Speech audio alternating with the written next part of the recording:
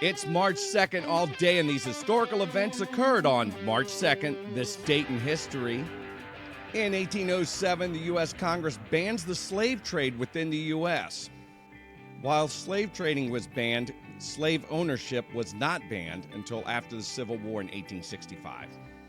Well, this exact date in history is all about the states, I suppose.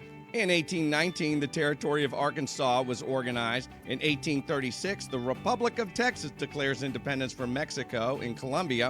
In 1853, the territory of Washington's organized after separating from the Oregon Territory.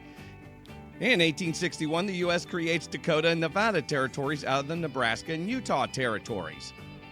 And in 1917, with the Jones Act, the Puerto Rico Territory is created and U.S. citizenship is granted to its residents. Did I state that correctly? See what I did there? State?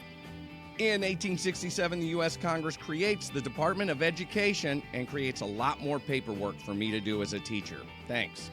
In 1877, the U.S. Electoral Commission declares Rutherford B Hayes, Republican, winner of the presidential election with an electoral vote of 185 to 184 against Democrat Samuel J. Tilton. In 1939, the Massachusetts legislature votes to ratify the Bill of Rights, 147 years late. What are you doing, Massachusetts? You of all places.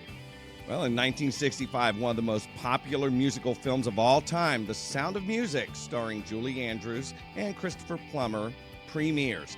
And later, in 1966, wins an Academy Award for Best Picture. In 1974, a grand jury concludes that U.S. President Richard Nixon is involved in a Watergate cover-up. And in 1981, Howard Stern begins broadcasting on WWDC, DC 101 in Washington, D.C. I remember that. And he would never be allowed to do that radio show on any radio stations nowadays. I don't even think he could do that on YouTube nowadays. This one's for you, science teacher, Mrs. Robertson.